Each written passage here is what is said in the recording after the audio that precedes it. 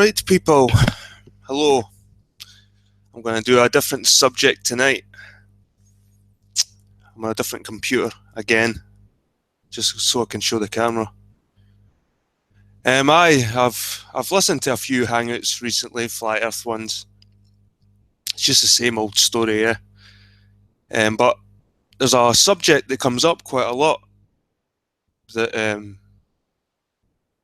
that people talk about but never really get. And you hear this talk about the Jews. Is it the Jews, the Illuminati, the powers that be? There's so many theories, and right now it's mostly anti-Semitic.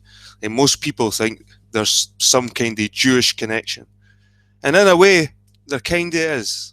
There kind of is a Jewish connection, but there's a strong European connection as well. There's a strong Anglo connection. There's a strong French connection. English, British, like Scottish, Irish. This whole part of the world, not just Jews.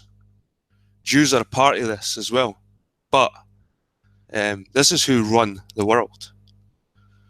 It's the Zionism stuff, and you see it, the Zionism this and the Zionism that, and it gets you thinking like these Jews, and it does get you anti-Semitic when you look deep in it. If you go down Eric DeBay's road, and he'll have you loving Hitler,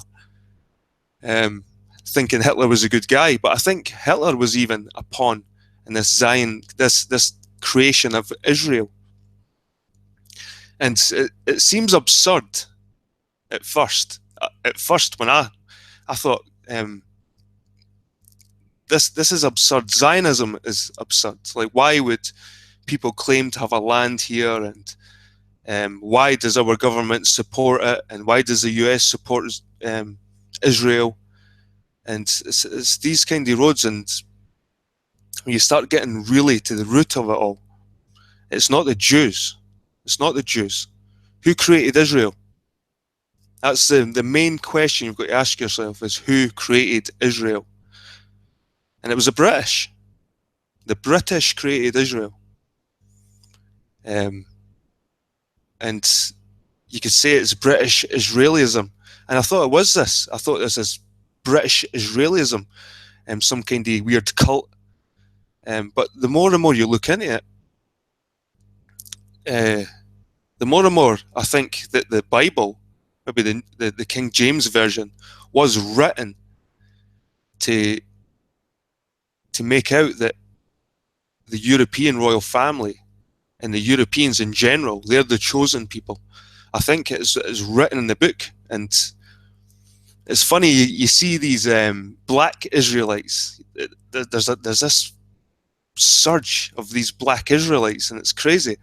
And they say a lot of stuff that I'm probably about to say tonight, but they try to claim that King James of Scotland was black. They claim a lot of people were black, and it's hilarious. But when you start digging into the whole, what's the connection between the British royal family and Israel? And because at the end of the day, Britain created Israel. So what's going on there? What is this connection? And you hear rumours that maybe the Queen is a descendant from King David, or King Solomon. And you think that's ridiculous. But then you start looking into why the Queen is actually sitting there in the first place. Why can the Queen just sit there and rule, be the head of state of the United Kingdom? How can she do it? And she has divine right. She has divine right. It's a right that a lot of kings and queens lost over the years, but the Queen of Britain still has the divine right to rule over the people and be untouchable to. She's untouchable to the government, anybody. And same again, it was King James that created this idea that kings were divine. well, he resurrected it. I think the Egyptians dabbled with it as well. But I'll go into the Egyptians as well, because there seems to be a connection with Egypt as well, with the royals. And you think it's all absurd. You do. You think it's all absurd. But then you start looking at the families, the European families, and where their bloodlines lie. And a lot of their bloodlines lie within Celtic families and Danish families. And so you start thinking, where's this Jewish connection? If these are the people, the European royal families, if they're the ones ruling the world, and they have in the past, and the Queen does now, there's no doubt the Queen rules. When Obama sees the Queen, he bows. He's the first president I've seen bowing to the Queen. I think he maybe even got on one knee. He was groveling to our head of state, because Britain owns America. Britain owns America. There's no way that that Britain just gave up America. Britain just let them have it, because what's the point of fighting your own people? The job was done. What they wanted to achieve, they probably made the country stronger by fighting the British. That was maybe the plan all along, to make the country more unified. But then when you look at the American politicians, like Bush and Dick Cheney and Obama, and there was a little girl, and she discovered that all these politicians in America, they're all connected to King John of England. Every one of them. Every one of these American politicians, every president, every governor, they're all connected somehow to British aristocracy, British royalty. King John, really, it comes down to. So much for your anyone can be elected America. It doesn't work like that. It's the bloodline. You need to have the bloodline. And when you look at all the American presidents, you think, well, where's the Jewish ones then? Like if the Queen thinks she's from King Solomon and King David, her line, and the American politicians are connected to the Queen somehow in her lineage, where's the Jews and the American presidents? But this is where the Irish and the Scots come in.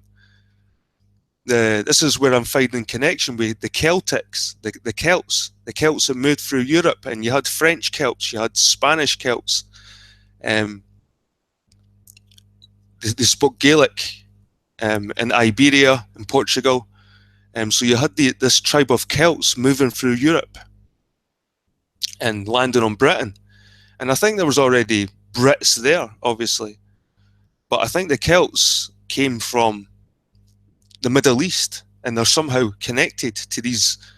And even though the Bible could be a lot of, this could be all metaphorical, but history does show, like if you go to the sites, there was tribes that lived in these areas that have moved, and the Egyptians took a record of, even the Hittites. The Egyptians had a war with a people called the Hittites, and you never hear about this, the Hittites.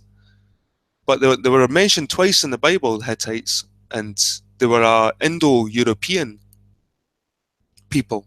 They were at war with Egypt, and they spoke a language more related to English and German, and they were like a Celtic people, these Hittites.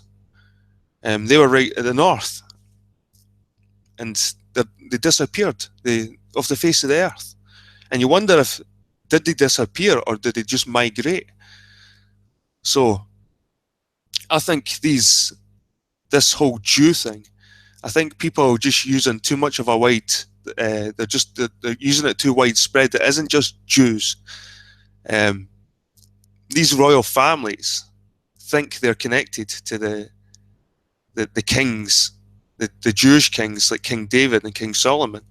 And the Queen thinks she can rule us through divine right because of that, because God said so. That's what divine right means, because God said so. We'll have a wee screen share and look at the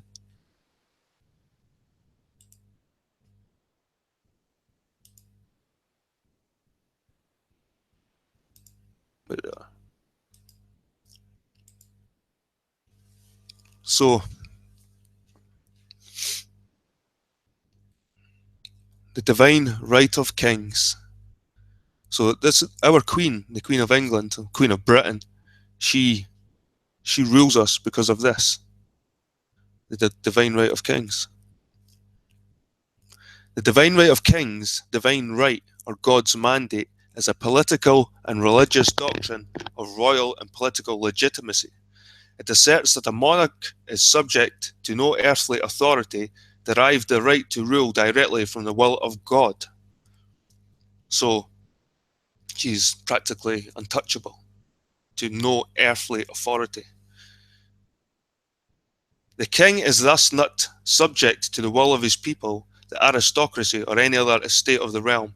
It implies that only God can judge an unjust king, and that any attempt to depose, dethrone, or restrict his powers run contrary to the will of God and may constitute a sacrilegious act. It is often expressed in the phrase, by the grace of God, attached to the titles of reigning monarch. And you hear it in American as well, God save America, and like America like to use God.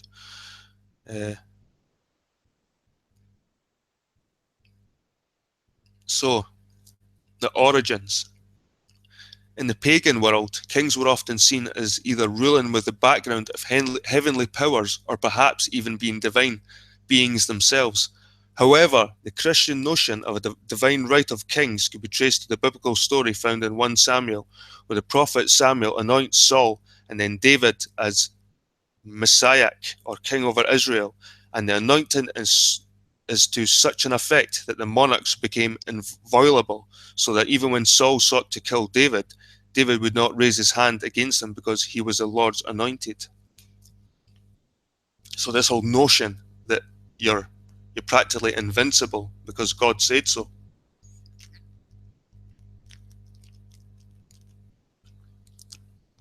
And it all stems down to David. Like I said, David. So that's the royals tying in with the Jewish kings.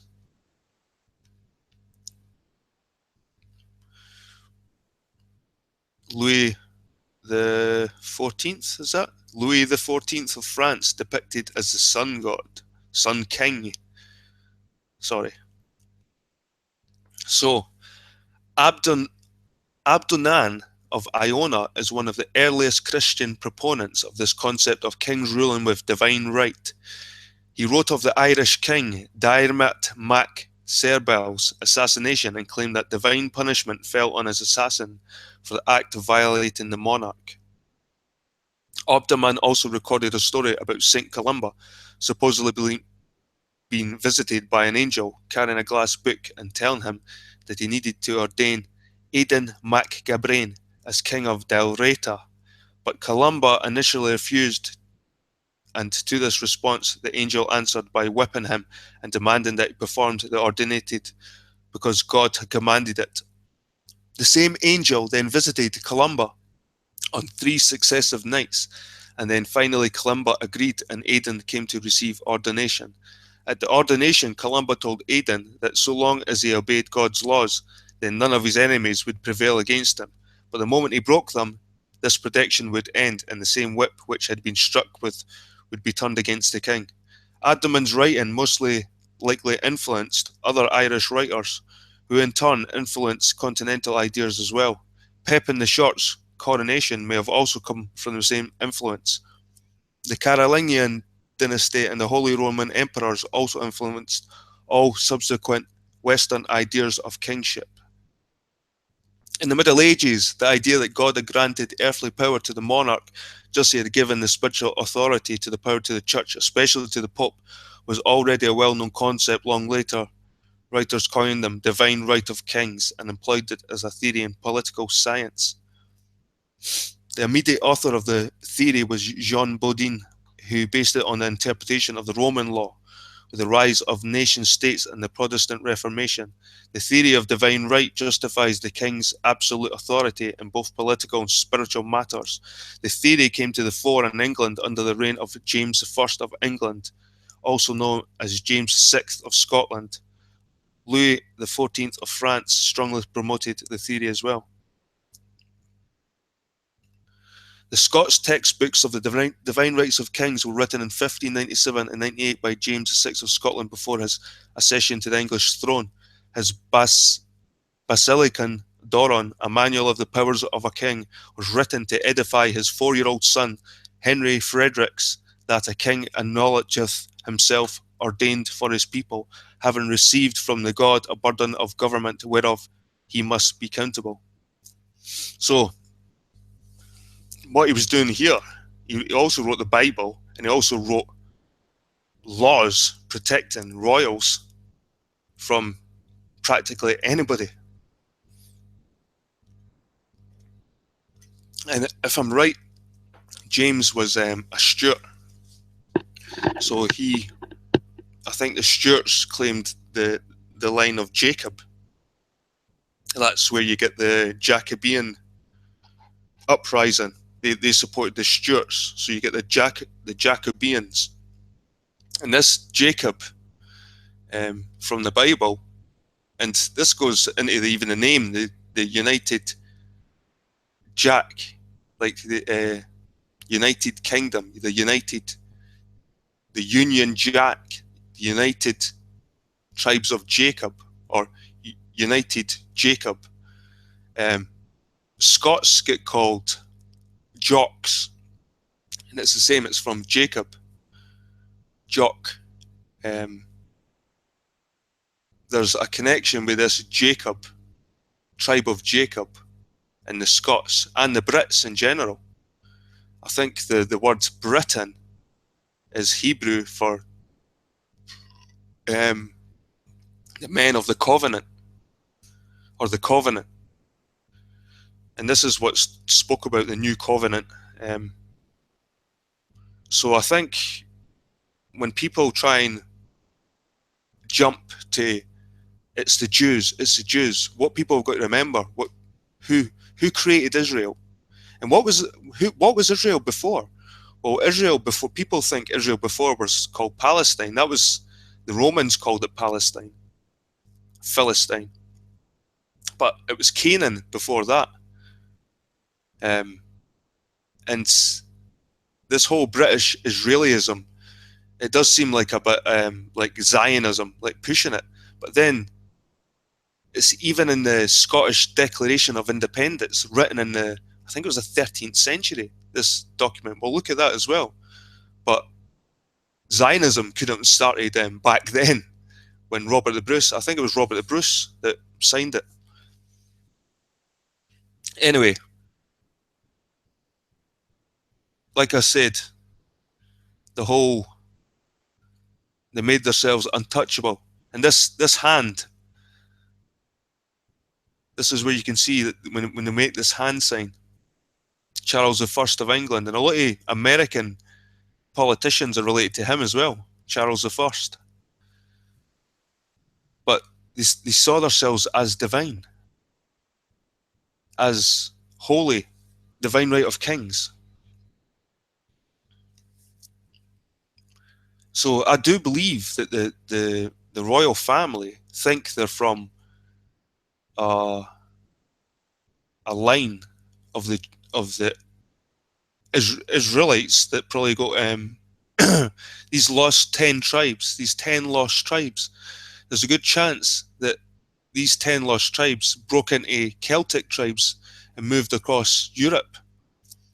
So like Gaelic and Celtic, they were just tribes, maybe Semitic in a way. And this seems crazy, but there's genealogy tests. There's a lot of Scotsmen that have DNA from the Middle East that they don't know where it came from. I'll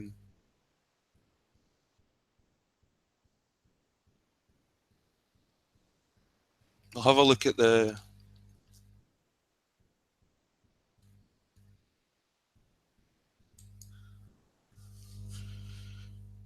Declaration of Arbroath.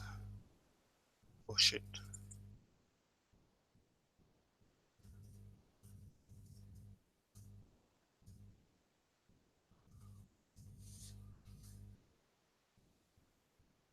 Aye, that.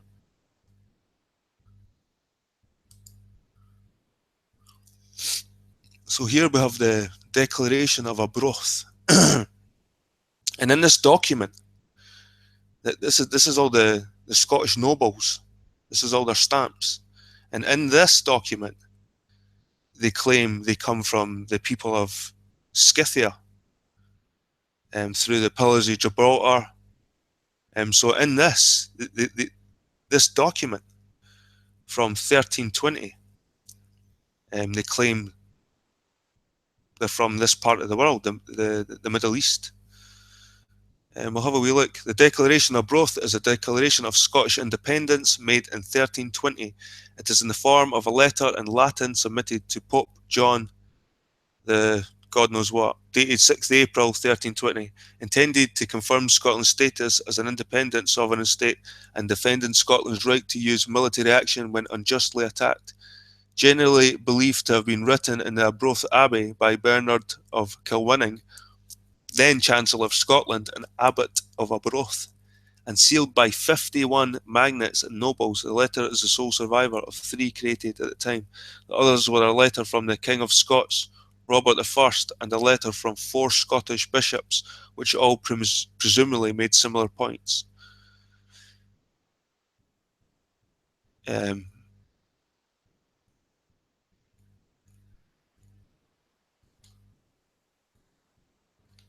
They'll not let you see the whole document. Let's see.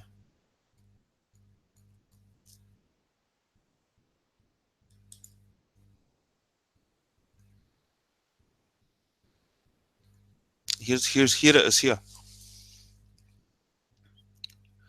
Right. The key component of British Israelism is its representation of the migration of the lost tribes of Israel. Adherents suggested that the Scythians, Cimmerians, see these people, the Cimmerians, there's a good chance the Welsh come from this tribe. Cymru, the Welsh still use Cymru, like Cymru, the Cymru, Cimmerians, and Goths were representatives of these lost tribes and progenitors of the later invaders of Britain. John Wilson would argue for the inclusion of all Western European Gothic peoples among the descendants of the Israelites, but under the later influence of Edward Hine, the movement would come to view only the people of the British Isles as having this ancestry.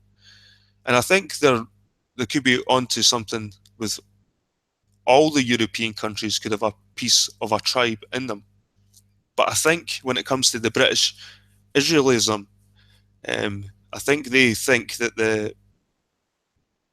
the Jacob tribe is the most important tribe because they stuck to the rules. They followed the laws, the Abrahamic laws or the Moses laws. So I think this is why the British think they're more special than the other European countries because of the Jacob line. And the Jacob line, it's there's a stone in Scotland called the Stone of Destiny or the Stone of Scone, and it's a really precious stone to this country, and it's just a big slab.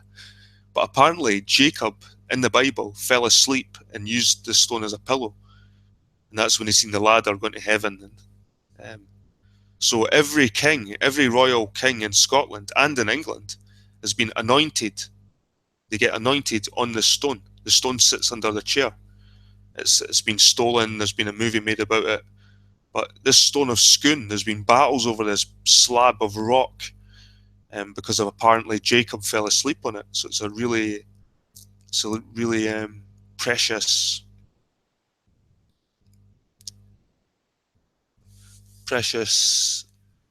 stone, treasure, whatever.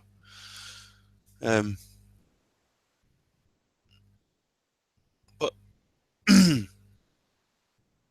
Herodotus reported that the ancient Persians called all the Scythians Saki, but that they all called themselves Skoloti.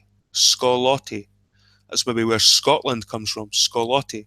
A comparison with the form given in other ancient languages suggests Scuda as a name. Ancient writers such as Josephus and Jerome would associate the Scythians with the peoples of Gog and Magog, but British Israelists, etymologists, would see in Saki a name derived from the biblical Isaac, claiming that the appearance of the Scythians, where they claimed the lost tribes were last documented, also supported a connection. Further, British Israelists find support in the superficial resemblance between King Jehu's pointed headdress and that of the captive Saka king, seen to the far right on the Behenston rock. The chain of etymological identification leading from Isaac to the Saki was continued to the Saxons, interpreted as Sak sons, the sons of Isaac, who are portrayed as invading England from Denmark, the land of the tribe Dan. They saw the tribal name left by wanderers in the Dardanelles, the Danube, Macedonia, Dunkirk, Dunglow in Ireland, Dundee in Scotland, and London, and ascribed to the lost tribal mythical Irish Tuatha De Danann. Tuatha De Danann. This is where the tribe of Dan, supposedly they came up from Portugal onto Ireland. We'll have a wee look. Tuatha De Danann, usually translated as the people's tribe of the goddess Dana or Danu, also known by the earlier name Tu De, tribe of the gods, are a supernatural race in Irish mythology. They are thought to represent the main deities in pre-Christian Gaelic Ireland. The Tu De dwell in the other world but interact with the humans in the human world. Their traditional rivals are the Fomorians, who seem to represent the harmful or destructive powers of nature. Some of these Irish myths, like we get lost in all these other stories, but some of the Irish ones are really good. I think this is where Lord of the Rings and a lot of these stories come from, the Irish myths. Anyway,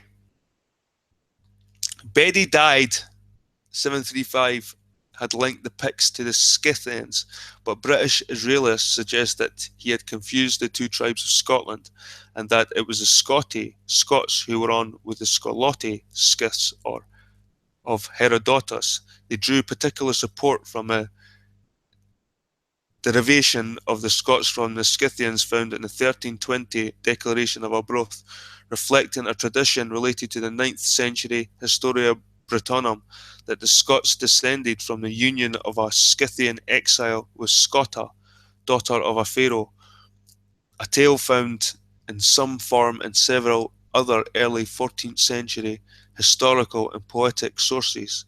The declaration begins, "Most Holy Father and Lord, we know, and from the chronicles and books of the ancients we find that among other famous nations our own, the Scots, has been graced with the widespread renown. They journeyed from Greater Scythia by the way of the Tyrrhenian Sea and the Pillars of Hercules, and dwelt for a long course of time in Spain among the most savage tribes, but nowhere could they be subdued by any race, however barbarous. Thence they came 1200 years after the people of Israel crossed the Red Sea to their home in the west, where they still live today." So in this document from 1320, they're claiming the Scots people came from, they've travelled.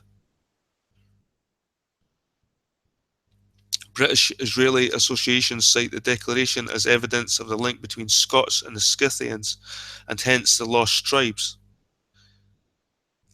as had been proposed by the early British Israelist etymologists. Other Celtic invaders would be given an analogous descent. In the Welsh Cymry, the British Israelists would see a direct connection through the Cimbri to the Cimmerians, the Gimri of Assyrian annals, a name sometimes also given by ancient Babylonians to the Scythians and Saka, perceived similarity between this and the name by which the Assyrian annals referred to Israel. Beth Cumbria would lead the British Israelists to claim that the Welsh too were members of the lost tribes. According to the Anglo-Israelists, these claimed connections would make the British the literal descendants of the lost tribes and thus inheritors of the promises made to the Israelites of the Old Testament. Some adherents further claim that the British royal family is directly descended from the line of King David. Citing the book of Jeremiah, they claim that the daughters of Zedekiah fled to Egypt, then the isles in the sea, which they interpreted as Ireland. The descendants of the princesses are said to have crossed to England, where they became ancestors of the monarchs. The stone of Scone, used in coronations of Scottish, English, and British monarchs for centuries, is claimed to be none other than the pillow stone used by biblical patriarch Jacob. So there's another connection: Jacob, stone of Scone, Scottish, English monarchs. So when people say the Jews, I think that Israel was split into two houses, the north and the south, Judah and Israel. I think the tribes of Israel got dispersed by the Assyrians. They got kicked out. They got taken for slavery. Some of the tribes maybe disappeared forever. But I think a few of the tribes moved their way through Europe, probably sticking to their own kind, fighting people along the way, probably mixing as well. And apparently in the Bible they said that they would lose their identity. They would lose who they were, these tribes. So there's a connection between the Scythians and the Scots. The language, the Welsh language, there's a connection between the Gaelic and the Hebrew. The Queen reckons she's a direct descendant from King David. If this all sounds a bit ridiculous, well, why does Israel exist? Why does Israel exist? And who made it exist? The Balfour Declaration document. So the fact that they say it's Zionism and it's quite a new thing, it's not a new thing. Zionism isn't a new thing when the Scottish nobility are saying that their people are from the land of Scythia. The people were the Scythians. We can have a search to see the Scythians.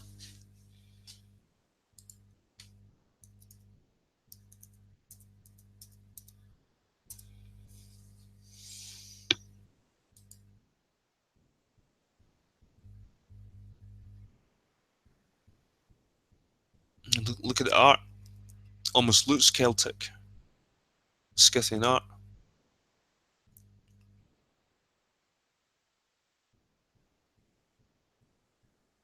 You see the massive area. But who knows? Who knows why they had to move? There could have been plagues. Apparently the Hittites, when they went to war with Egypt, they took back slaves and the slaves had the plague. And that kind of matches the Bible stories of the plague happening during those times.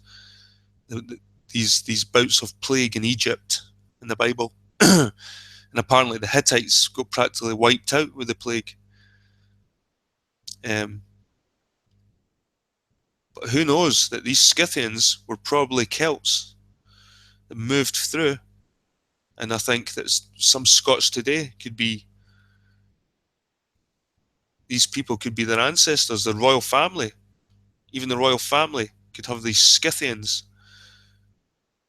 What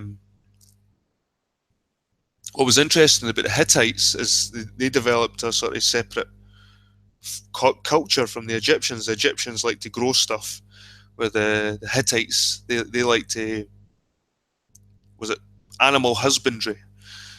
They domesticated animals. They were riding around on horses. The Egyptians actually took from the Hittites the horse, because horses didn't live in Egypt. So the Egyptians actually took stuff from the Hittites. And the Hittites were interesting people if you look into them. And the Hyksos as well, the Hyksos people. And you got the Phoenicians as well, all these different people.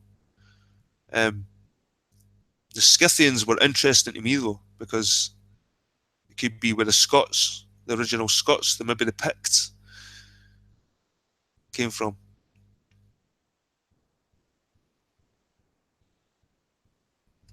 It shows migrations here.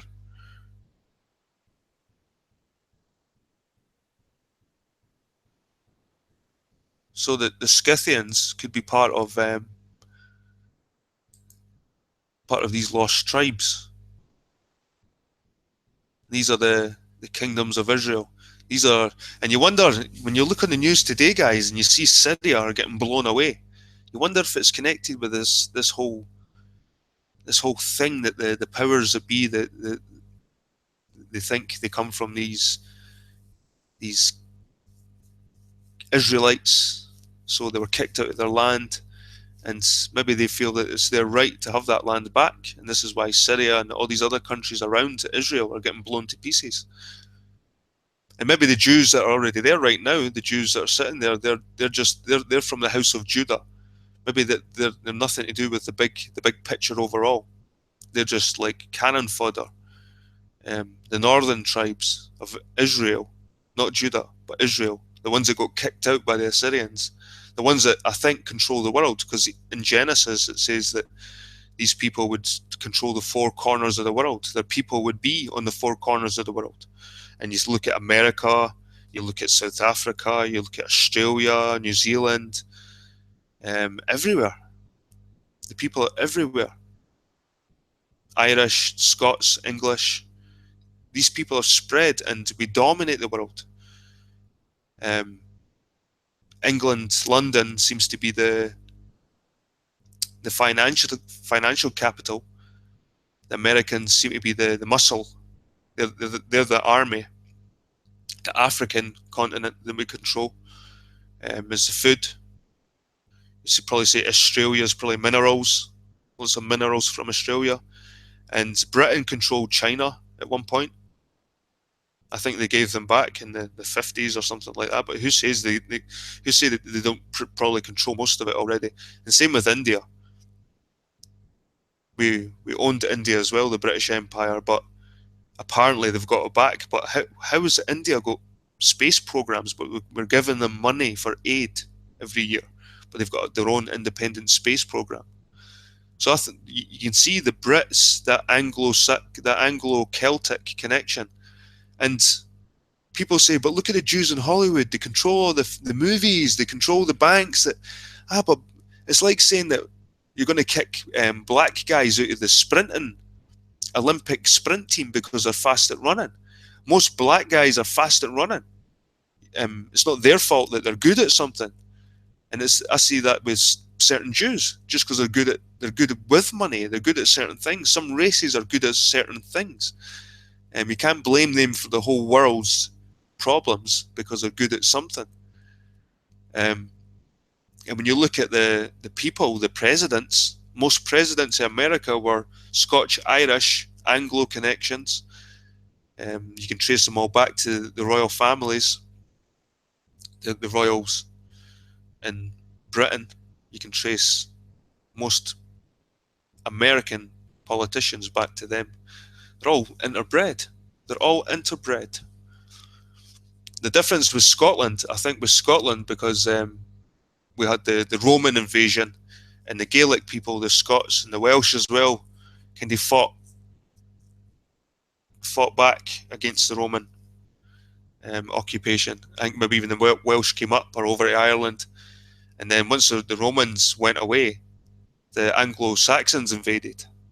So then the Scots had to come to the rescue again to help out the Brits that were Romanized. Well, no, they never came to the rescue. They pillaged the English as well, but they had to fight off the Anglo-Saxons. And then the 1066, the French come over, the Normans. So England, they're their people got so they got invaded so many times that if there is some kind of lineage, I think it went with the real Britons, like the Celtic people. I think maybe the Celtic people either merged with existing Brits once they invaded or destroyed them.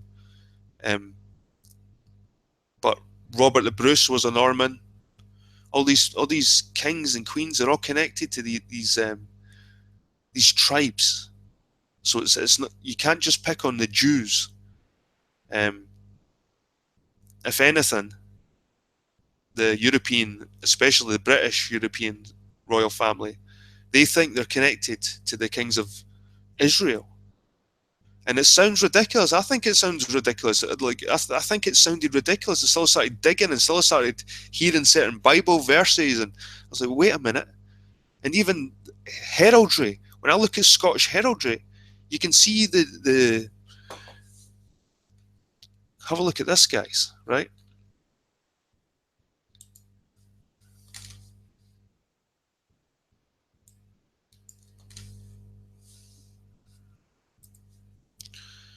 Hey, lion.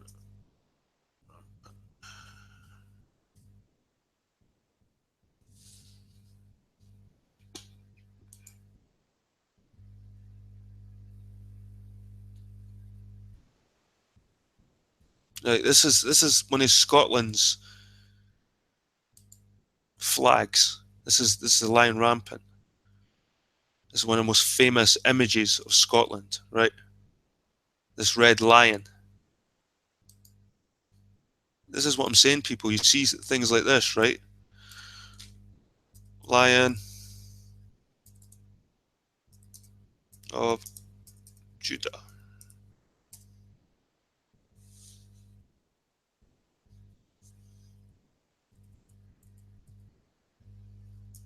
Is it Judah or Israel? The Jamaican one's popping up there.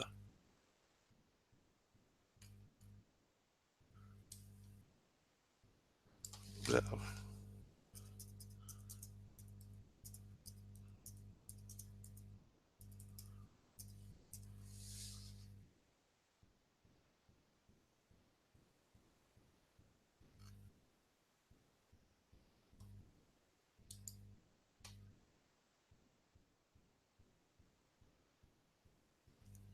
Is it the Lion of Judah? No, there's another one.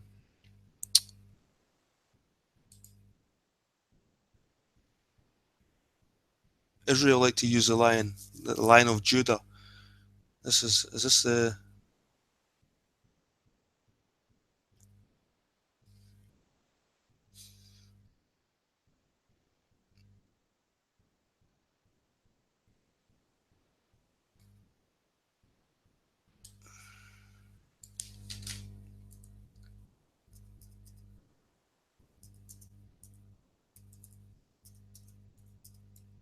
I can't remember what the flag was called again.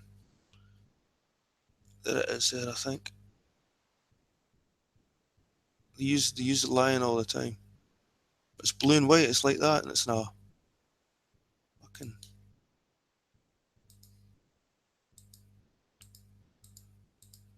They've got a lion in it as well. But just look at the Scottish the lion rampant in Scotland. Crusader emblem. Scotland.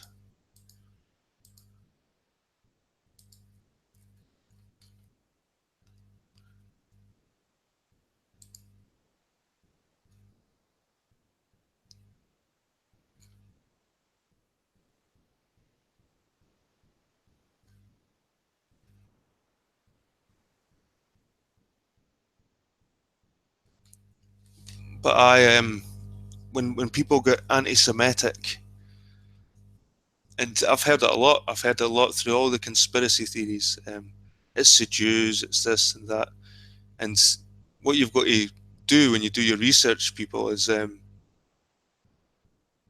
figure out who created Israel. Who can go through the history and you see it. even through World War One, they were thinking about creating Israel. How do they get Jews into Israel? And I think even Hitler knew about this plan, this plan to get people in. And it seems to be that they want to fulfill prophecies in the Bible, because they were told that God would fill this place with Jews. But it's amazing.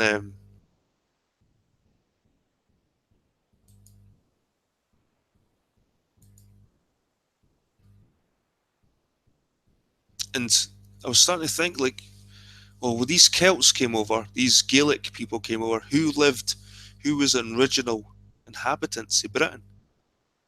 Um, and there obviously were people here, whether they got wiped out or merged, because there's a place called Skara Brae up in the north of Scotland, and it dates back, I think it's 4,000 years, 5,000 years. It's a prehistoric village. So there was definitely people in Britain before the Gaelic and the Celts came over. But these Gaelic and Celt tribes, see, there's a Celtic invasion, pre-Celtic Britain.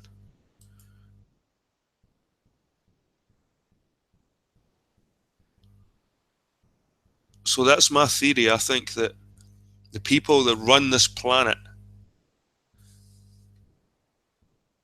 are connected to Celtic tribes that moved through Europe from the Middle East. Whether they're these tribes, these lost tribes of Israel, I don't know. Maybe that's just propaganda to support their divine right to rule over the people of Europe.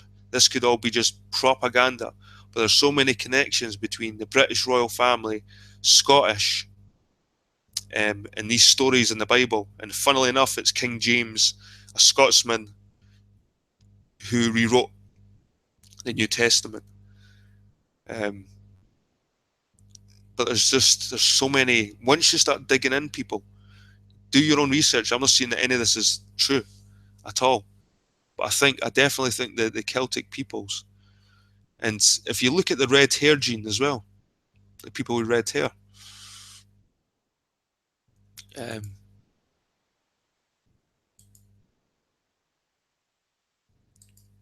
let's see,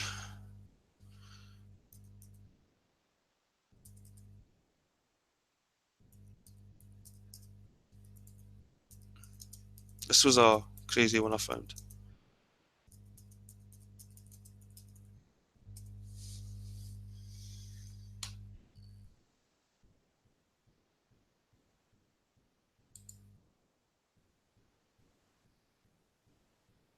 First off, how do you study King Tut's DNA? Well, we didn't do this research on our own. We just reviewed what we found at the Discovery Channel. So this research was done by a team of scientists in 2009, but they didn't publish these results. We just found these results, and we had knowledge of interpretation, and we decided to publish it on our own because they refused to do so up to now. So the descendants of King Tut, in this case, 70% of British men, 70. So they say here by Reuters that up to 70% of British men and half of all Western European men are related to the Egyptian pharaoh Tutankhamun, geneticists in Switzerland said. This is Reuters. 50% of Spanish men and 60% of French men all belong to this genetic group? Yes, exactly. Yes, they share a common ancestor with these pharaohs. We'll talk about those common ancestors. So when you look into Egyptian history, I think it was maybe the 14th dynasty, part of the New Kingdom. There seemed to be imposters in the Egyptian royal family, and they were Indo-European, maybe Hyksos. I think they could have been Hyksos. There seemed to be a foreign rule in Egypt for a short time before they got kicked out. I wouldn't be surprised if it's something to do with that. Where were they from? Who were they exactly? We think they lived around the Black Sea or maybe in the Caucasus, but we don't know exactly where they lived. But well,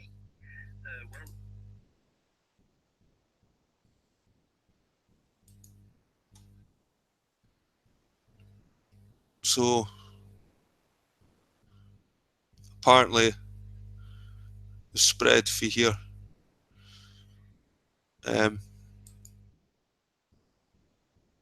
And he had red hair, he had ginger hair. This mummy had ginger hair. Why have these mummies got ginger hair? Because they were imposters. They were imposters over that side of the world. I think there could be a connection also with Egypt and the royal families, not only Israel, because Egypt ruled over that part of the world, Israel, Canaan. So I wouldn't be surprised if they also think they come off some kind of Egyptian royal stock as well. Just European men were probably really, really diluted, whilst the royal family, they keep it within. This is why they don't want to.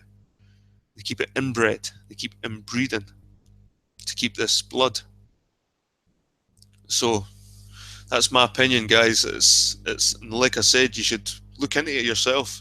Don't keep blaming the Jews. What you got to ask yourself is who created Israel, and then go back through you need to look at the Bible for their stories, and then you need to look at the dates and try and match them up with what happened in real history and archaeological. And there was displacements of people, there was plagues, there was natural disasters, definitely. And maybe these lost tribes, these sons are more metaphors of nations. Maybe each tribe is a nation, like Dan is maybe Denmark. Who knows? But I think, especially with the court systems. The court systems are kind of based on the Bible as well. The Bible is an important book, whether you like it or not.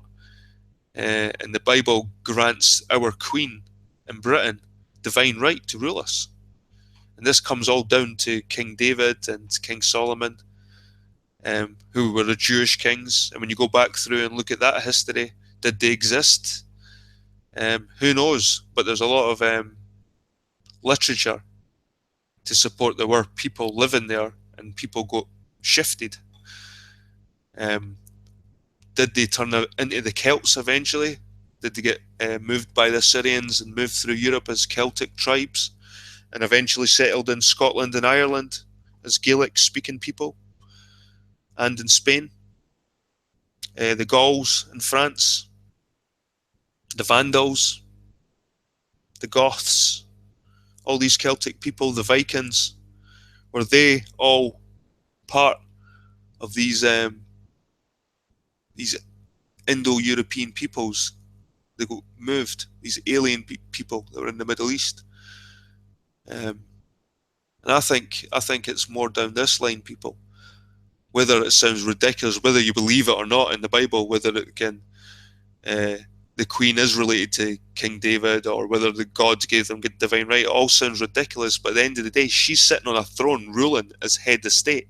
If she wanted, she's head of the army. The Queen's the head of the army. She's the richest woman in the world. That gold carriage she rides around in is probably worth about 300 million, maybe 3 billion. Solid gold carriage. People like to point the fingers at the Jews all the time. And in a way, the Jews are involved, but just as involved as the Europeans. When you look at the Hollywood, you look at all the so-called Jews in Hollywood. Well, Charlie Sheen, and then his bloodline, the Estevez bloodline.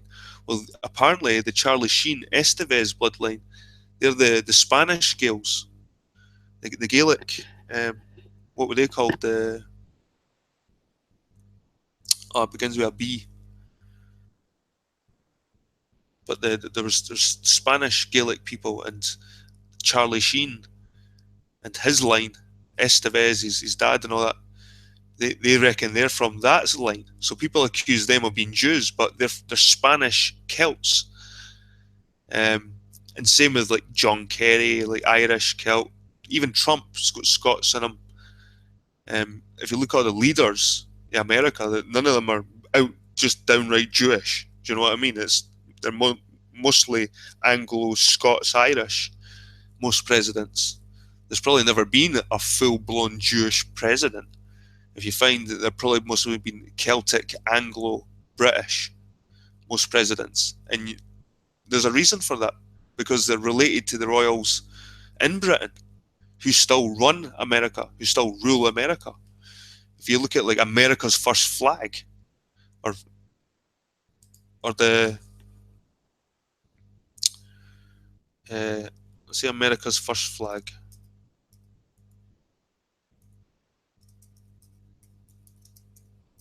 Like, I think the Brits still. I think look at that.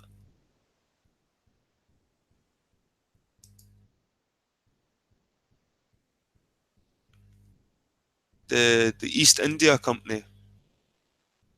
I think the Brits had a East India Company flag, and it was just the same. I think it was just the red and white stripes with the Union Jack.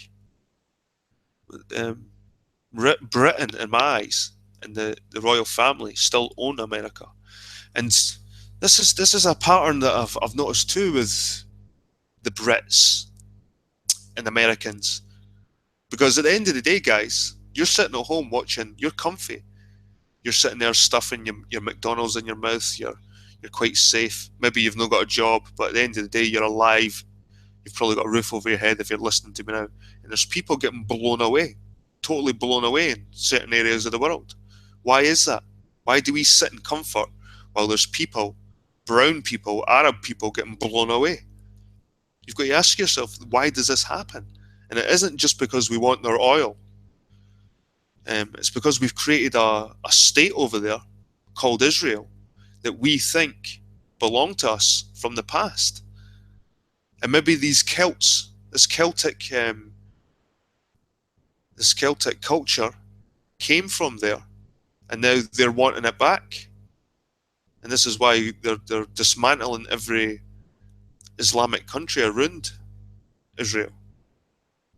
And this is probably why all the Crusades happened, the first Crusades, all the Crusades, the First World War, the Second World War, led up to the building, the creation of Israel.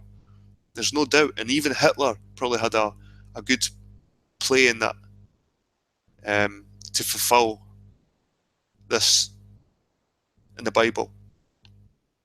And 9/11 now, the latest thing to kind of tick that biblical prophecy. 9/11, bang. Now Assyria, Africa, just all these countries are getting blown away. And you look at the Saudi side, and you wonder why. What this Saudi royal family, they sort of swagger around in their big cloaks. They seem untouchable. The Saudi family. Well, I think they think they've got a line from the Bible as well. I think they think they have a bloodline, but I think it was when Abraham took his wife. Who was the wife? Was it? Anyway, I think he had a son called Ishmael. It was like an illegitimate, son to I think it was an Arab wife he had. But I think that line, the Ishmael side, they come from the Abrahamic faith as well. So they're kind of protected. But everybody in the middle, they're just fair game, I think. So I think the English, the Welsh, the Scots, the Irish, some of the French, I think these other European countries, they've kind of, the royalties fell away a wee bit. They're still hanging around, but they're not as strong as the British royal family. And this is who's behind the control of the world, people. The British, who control the Americans, who control the world, who police the world. Britain and America police the world. We make sure everyone stays in line. And it kind of says this in the Bible that the Jacob tribe would control, dominate the world, would be full of resources. So when you look at the Bible and you look at what's happening in the real world as well, you think, you can read a part of the Bible, you think, what a load of bullshit, shut the Bible, turn the news on, and there's something that you see on the news that kind of goes with the Bible. You're like, holy shit. Like I said, I'm not a Bible scholar, but there's just some connections that you keep seeing. And like I said, the royal families, the American presidents, they're all connected to the royal bloodlines. And it's not Jews, it's Israelites, it's Scythians, it's Phoenicians, it's these people that go deposed during this Assyrian Empire. When the Assyrian Empire was at its greatest, it came in and they displaced a lot of people that was different from their own. And these people moved through Europe and established royal families, and established tribal leaders, probably wiped out the indigenous people. There's probably indigenous people in Britain that got wiped out by the Celts and the Picts that moved through Europe. Who knows? Maybe they were the Neanderthal. But I think people should stop accusing the Jews and really get down to the nitty-gritty of it. Because I've never seen a Jewish president. And like I said, the actors that get accused of being Jewish, but they've got like Scotch-Irish, and you find that a lot of Jewish actors will marry Celtic names, as long as they've got, like, if it's a woman, as long as she's got Irish descent or Scottish descent, it seems to be all right that Jews marry into Irish and Scots for some reason. That seems to be okay for them. When they say that they only breed with each other, that's not true, because they sometimes breed, and for some reason the Scotch and the Irish can get into that group. So it's not just, it seems ignorant just to say the Jews. There is a branch, Israelites, that have formed into nations who are now European nations, and that's who controls the world. Simple as that. United Nations, not the Illuminati, not the Freemasons. Even though the Freemasons, they're just a little branch of the Queen. The Queen's the top of the pyramids, guys. Really, well, God is, because God gives her the power.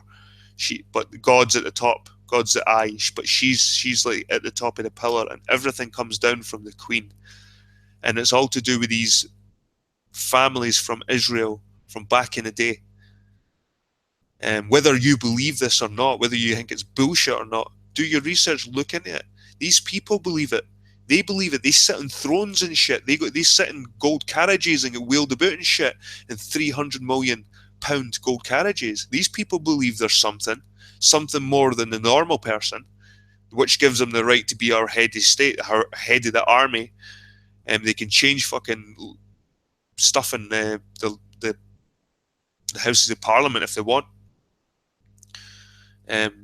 The best way that these people, because throughout the ages, for hundreds of years, royals got killed, stabbed in the back, just because they were ruling people. What best way to fool people, to pretend that you've not got any power? You just exist, but you've not got any power. It's the Prime Minister and the government. Blame them. It's not the church and the royals anymore. But they have still got a big say. Religion and royal families still play a massive part in this world. A lot of people are voting, talking about politicians, when really it's the religious leaders and it's the royal families who rule this world, really, at the end of the day. And they rule it with divine right. They are untouchable. Fucking untouchable. Not the Jews, the Queen. The Queen has divine right. So, anyway, I could make this even bigger. I could make this a bigger presentation and show all the connections between.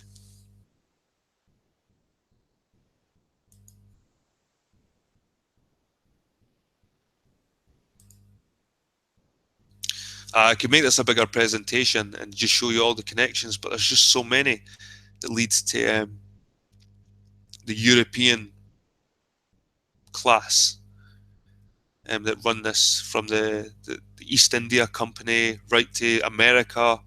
And we've always run this world. This is why you're sitting comfy in your home, watching people getting blown up. This is why we've got these first world problems like, oh, my TV's dirty. There's a reason why we're sitting like slobs watching the Middle East get blown away. And whether you like it or not, your country supports Israel. If you're an American, your country supports Israel.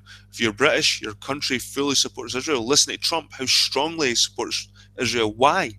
Why is this connection with Israel so strong? It's miles away from Britain and America. Why is this connection there? If it's fully Arabs, hostile Arabs, why is this connection there? And like I said, if you need to go digging through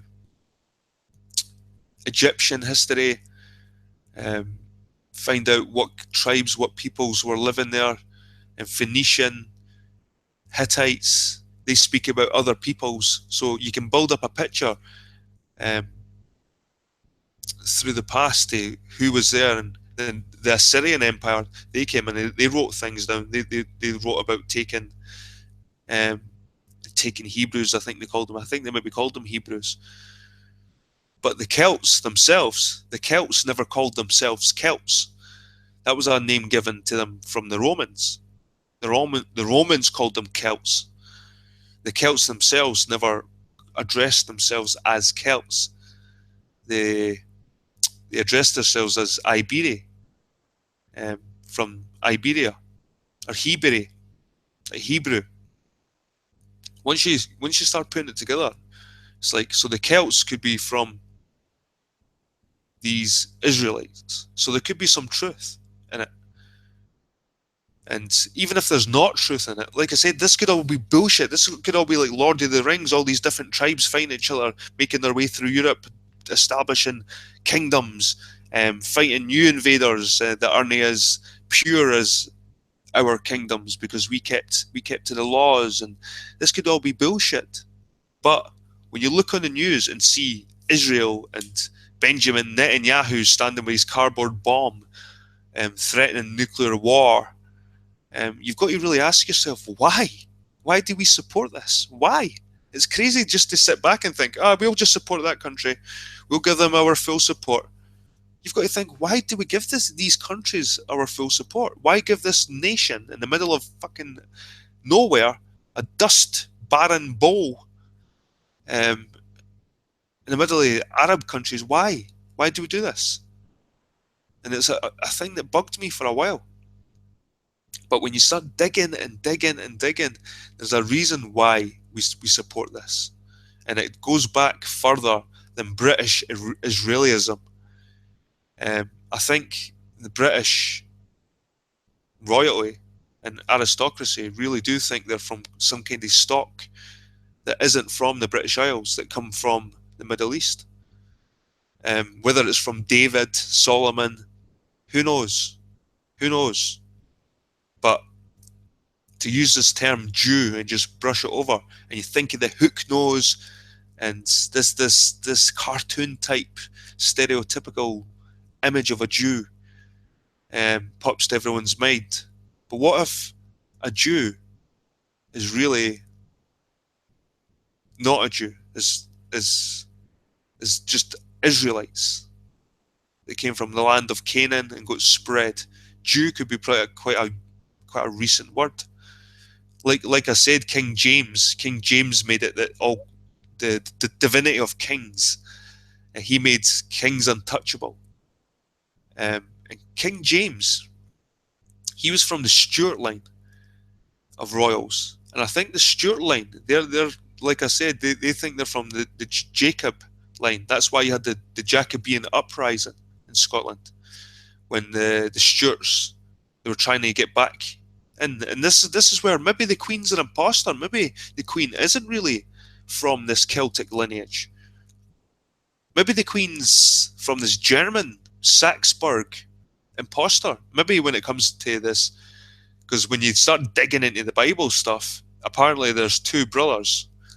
there's Esau, and there's Jacob, or is it Isaac and Esau, and Esau gets his birthright stolen off him, then his blessings stolen off him, like tricked off him. So there seems to be this Esau tribe, and I see a lot of people linking maybe other Jewish types, Semitic types, to the Esau tribes.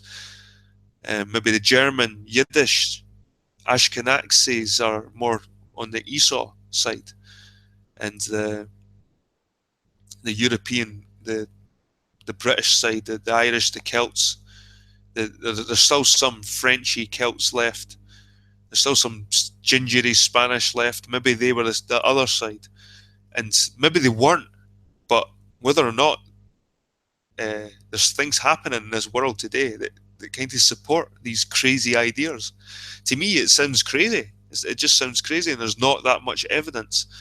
But when you see the stuff on the news, and you see the Queen sitting there on her fucking throne, sitting in gold carts that are worth like billions, solid gold, there's got to be a reason for it. There's got to be a reason for it. Even Trump, he says he's having a Jewish, his daughter's having a Jewish child, and that's what I said. Like Trump, no one thinks Trump's a direct Jew, but his family is marrying into Jews, and this is what I'm saying. Is if you've got Celtic lineage, if you're Irish, Scotch, or even Anglo, because Welsh, I think that even the English and the Welsh were partly Celtic until the Romans and until the Anglo-Saxons and then the Normans came in. But I think there was a lot of English too that were Celtic gene that came from this tribe of Celts. So I was seriously looking into people, the old Celtic people. I think the old Irish kings, queens, the Scottish kings and queens, they could be playing a big part in all this. And like I said, I showed you before, guys, Scythia, Scotland, and the Scythians, they're connected. They're connected. There's no doubt. So it'd be good to see. And apparently, like I'm saying, they've done genealogy tests in Scotland, and a lot of people they've got genes from over there in the Middle East, and it's puzzling people. They don't know why. Neil Oliver, he's a BBC historian. He does a lot of British stuff.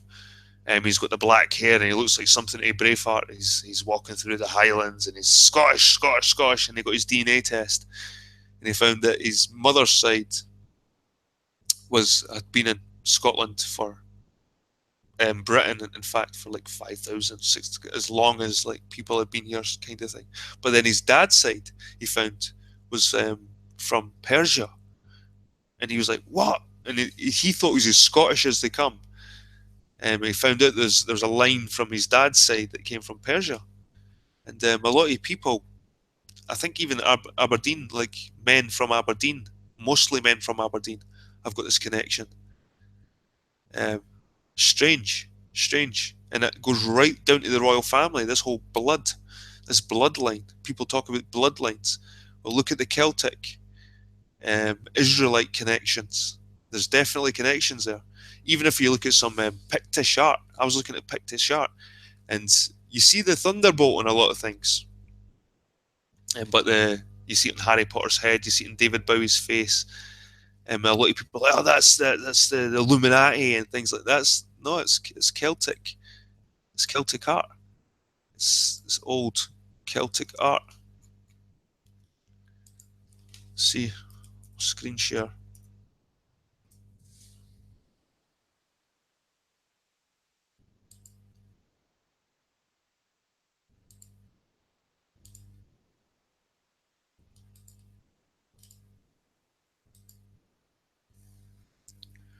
So here it is here, guys. The Picts were a tribal confederation of peoples who lived in what is today eastern and northern Scotland.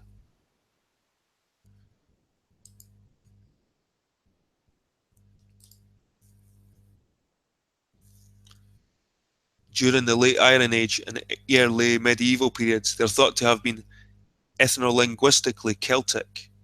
Where they lived and what their culture was like can be inferred from the geographical distribution of Brochs, Brittonic place name elements, and Pictish stones. Picts are attested to in written records from the Roman conquest of Britain to the 10th century, when they were thought to have merged with the Gaels. They lived to the north of the rivers Forth and Clyde and spoke the now extinct Pictish language. So they spoke an extinct language, which is thought to have been closely related to the Celtic Brittonic language spoken by the Britons who lived in the south of them. Picts are assumed to have been the descendants of the Caledonii and other tribes that were mentioned by Roman historians or on the world map of Ptolemy. Pictland, also called Pictavia by some sources, gradually merged with the Gaelic kingdom of De Resha to form the kingdom of Alba.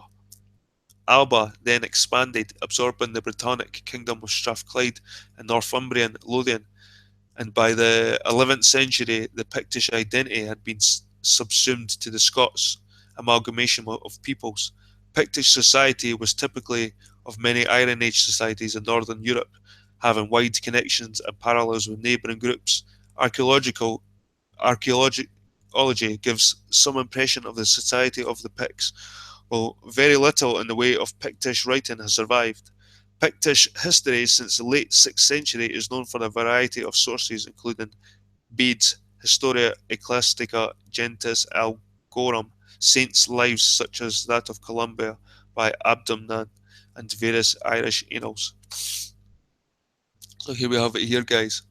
A silver plaque from the Norreys Law Hoard, Fife, with double disc and Z-Rod symbol. So do you recognise this, guys? The Z-Rod symbol? This here? Yep. You guessed it. And here it is here again. The Z. 2 circles in between it. I've took photographs of some of the Pictish stones. They're amazing. And there's still not deciphered a lot of the stuff. So it's interesting when you're looking at it, you're trying to find something. The Aberlemo serpent stone, class 1 Pictish stone with Pictish symbol shown top to bottom. The serpent, the double disc, and the Z-rod, and the mirror and comb. So a double disc, and there's a mirror there.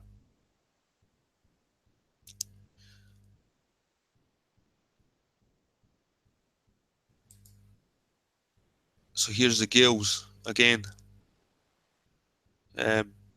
Scotland, like I said, we've got our blue and white saltire, but that's Saint Andrew.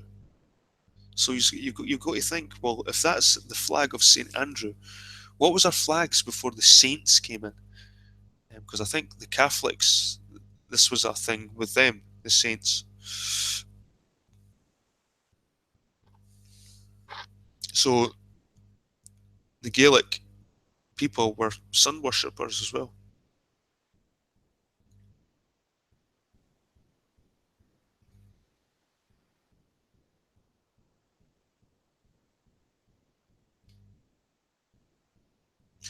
It shows you here migrations. So it's quite easy to see why these people would spread right through Europe, and why the Gaels, the Celts, could be from the Bible stories of the Israelites. What if the Israelites were the Celts? And that's why we have the Queen sitting on her arse on a throne ruling us. That's why we've got Israel formed and people getting blown up every day because of it. That's why we have these wars in Iraq and Syria, and this is why. This was why World War I and World War II happened, to create Israel. The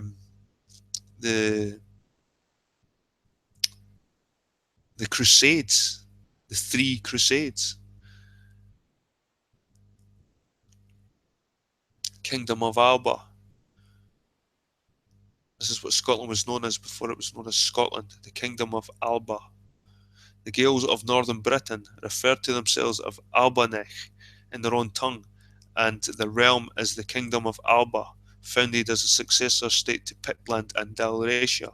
Germanic groups tended to refer to the Gaels as Scotas, and so when Anglo-Saxon influence grew at court with Duncan II, the Latin Rex Scotorum began to be used and the realm was known as Scotland. This process and cultural shift was put into full effect under David I, who let the Normans come to power and furthered the Lowland-Highland divide. Lowlands Germanics in Scotland spoke a language called English, which they started to call Scots in the 16th century, while they in turn began to refer to Scottish Gaelic as Erse from Irish.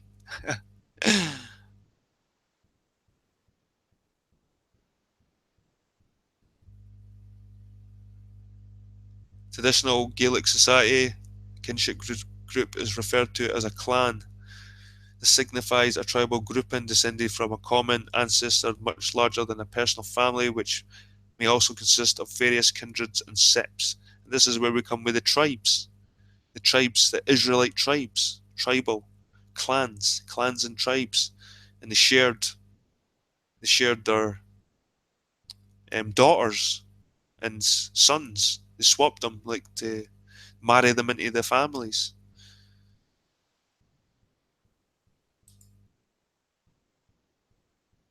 This place here in Scotland, this was the kingdom of that Dalmatia, Dalriata. But I know there's a chapel somewhere. It's one of the oldest Christian chapels in Europe. I think it's like 5th century. I think it could be 5th century, somewhere around there. I've seen a documentary about it. But yep, the old Celtics. So stop blaming the Jews, people. It's the Celts.